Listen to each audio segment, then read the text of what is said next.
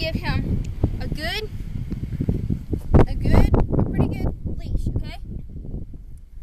Now, your horse might not be used to this method because he's used to you holding up really close and you have control of him here, and that you have a really tight hold maybe.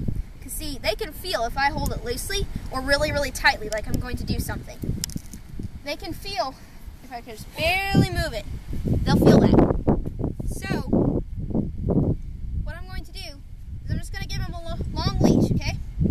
If I want him to go forward when I'm leading him, I just simply lean forward, and you see, he felt it and he moved forwards. Good boy.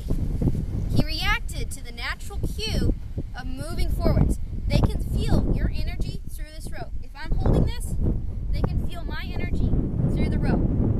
So if I lean forward and I hold it loosely, they can feel that. And if they don't go, you just take your whip and go late and light. Late and light is where you just go around his rear end and do it like this.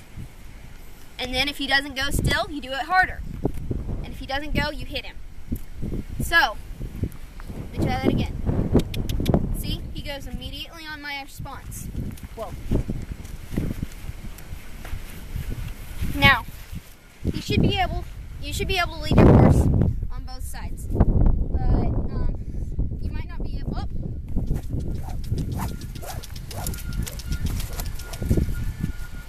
He tried to nip me. So, I'm not going to stand for that. So I made him back up. See him licking and chewing now? That means he's thinking, it's like, okay, I'm going to obey you. I won't nip you. So, now he's not going to bite me again. But if he does, then I can always either back him up or move his hindquarters. Okay, so if you'll come around here. Backing him up is the same thing. You give him a nice loose rein, and you raise your arm up and along his shoulder, and you lean backwards. No, don't bend. They might think you want him to bend, so put your rein out here so that they can't move their head. Good. See, they automatically want to move with you. If you're going to move this way, they should move this way. They should be in sync with you. If you do something, then they should do it too. See how he's yawning? He's learning. So, I'm going to do that one more time. Good boy. For our walk to walk forward, you should do it. Now, this is all new for this horse. He's never done that before. That's how fast they can react to it, because they know this stuff. It's in them. It's their instinct. You just have to learn how to communicate with that and how to get them to understand your cues. Because if they don't understand your cues, it takes a lot longer for your horse to become in sync with you, and it may never happen. So, eventually, I'm going to want my horse to move faster. So when I lean forward, I want him to be at the same pace at me. If I start to trot, I want him to start to trot. If I back up, then he should back up. So, that was a first good time. He reacted, he stayed with me for the most part, and so tomorrow, if I come back, I'm going to try to get him to go a little faster. So if he doesn't go as fast as I want him to, I'll just apply a little pressure with the whip, and he should go first. So that was really good.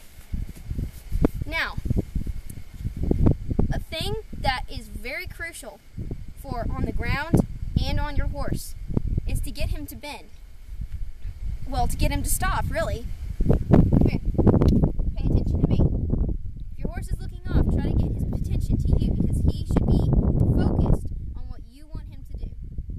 So, I'm just going to put my whip down for a while, and I'm going to get him to bend. But bending on the ground, really, it just allows you to loosen up all the muscles in his neck and his chin and his jaw. And it allows him to do a little exercising and get used to it. Because when you're on the horse and you've got your reins, if you bend him, that means a one-rein stop. And that is a really fast way of stopping your horse. If he does do something wrong, you can immediately pull him over and he won't have any hassle. So, I'm just going to step back here and I'm going to raise my line up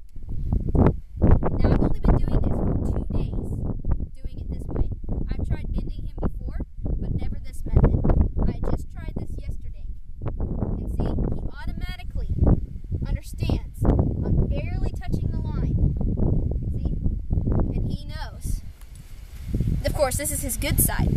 I haven't worked so much with his left side. So, we're going to see how this goes. Good boy. All the way back. All the way. Down. Now, he's not bending as far as he should. They should be bending about right here. See, this is where their girth line is. They should be bending about halfway up, because they can. I'm going to wait until he stops yawning. Good boy. If they don't bend at first, put your hands there and make them reach up to your hand. Good boy. Immediately release the pressure once he starts doing it, and give him a good rub. This shows him that you're not always the bad guy, and that you are protecting him, and that you're nice. So, nope.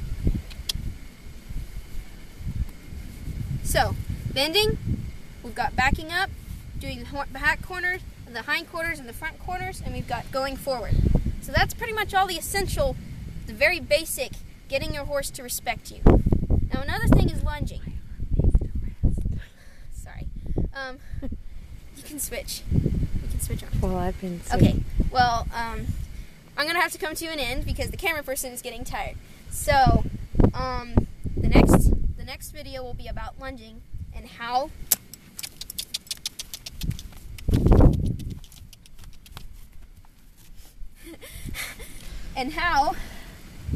to get your horse to respect you through lunging, and how to be safe during lunging, and how to do it properly. So, that's it for now. Bye.